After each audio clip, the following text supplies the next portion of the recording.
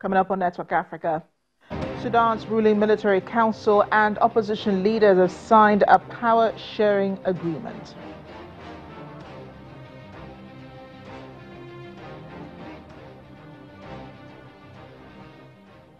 Senior member of Rwanda's main opposition, Fudu Ikingi party, declared missing.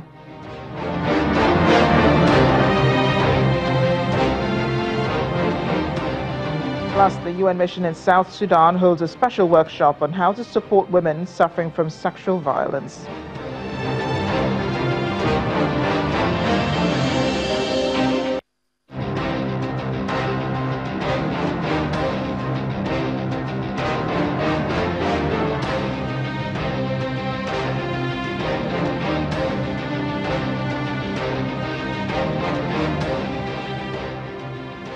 Hello and welcome to the program. I am Amarachi Ubani. We begin today in North Africa, where Sudan's ruling military council and opposition leaders have signed a power-sharing accord after holding talks all night.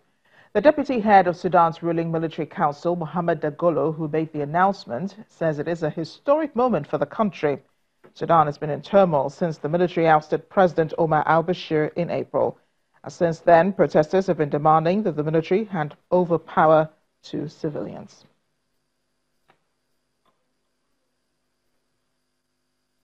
Let's get more on the story now from the VOA's Naba Moidin, who is in Khartoum. She joins us live from there.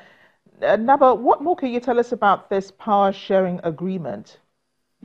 Yes, the agreement was made this morning. We signed the political draft of the agreement and is scheduled to sign the constitutional draft on Friday, and it came 2 weeks after they announced that they agreed on 3 years transitional period. So the military, we understand, has been pushing for immunity from prosecution following the death of several protesters. Is this also part of the deal?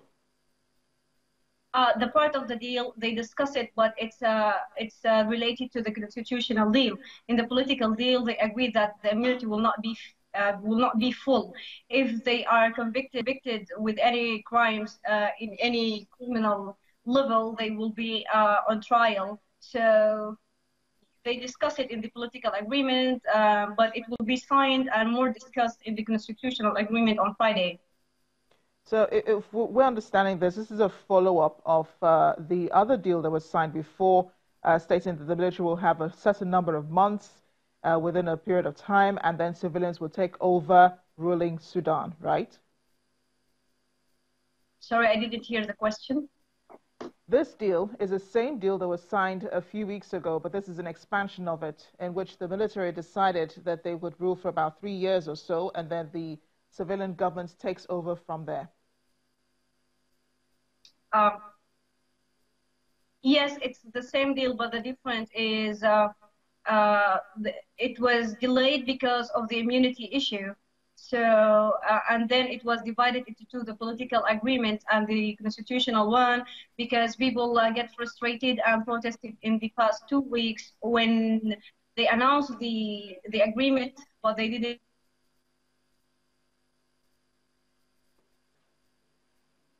It seems to have lost Naba. I do apologize for that. She was trying to explain.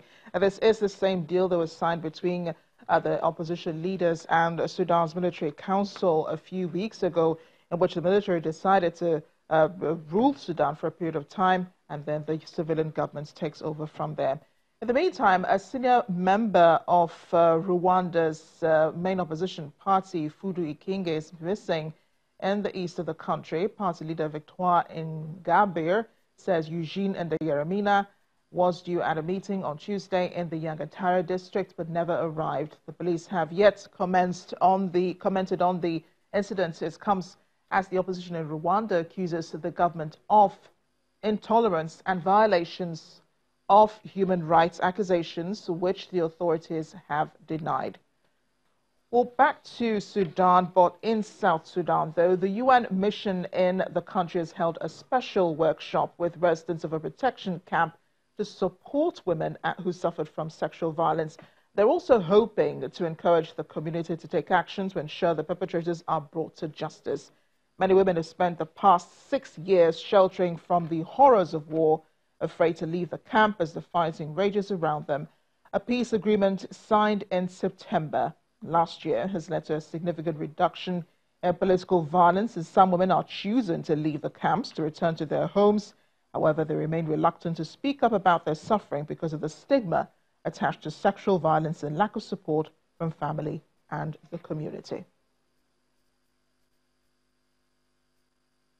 As you know, POCs have people who've been displaced, and many of these women were raped, or still rape continues when they go outside at times. And it is very important that the communities understand that these women need to speak up, need to seek services, and need to bring this issue to the legal system so that some of the perpetrators can be brought to account. South Sudan is one of the countries, and it's not the only one, where sexual violence has been used systematically in the conflict by pretty much all parties to the conflict.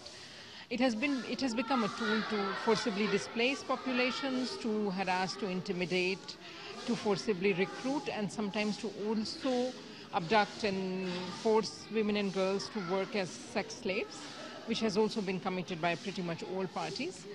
So it has been a very integral part of fighting tactic in South Sudan, so to speak.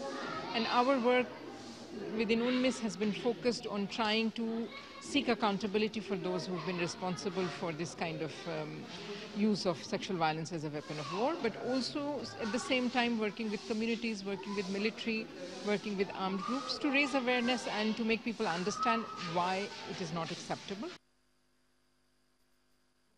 We're still in South Sudan. A delegation from the Ministry of Health, UN agencies, and donor countries have traveled to Yei to offer support in preventing the spread of Ebola to the central equatorial region.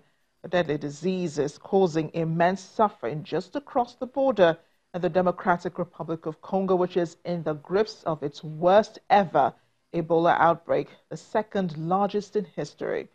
South Sudanese health officials have recognized the seriousness of the threat and are now working with humanitarian partners to implement a prevention and response plan. And this includes border surveillance and screening, infection prevention and control, and establishing treatment and isolation facilities.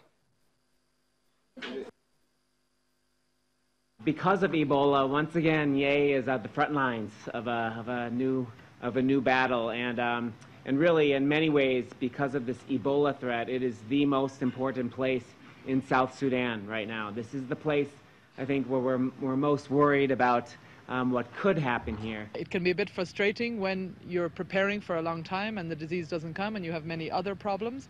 But I really want to tell the community members here that actually if Ebola does come and if it's not controlled, it will actually become your biggest problem, bigger than malaria, bigger than everything else. So it's really important to have that awareness, because communities in South Sudan can defeat Ebola.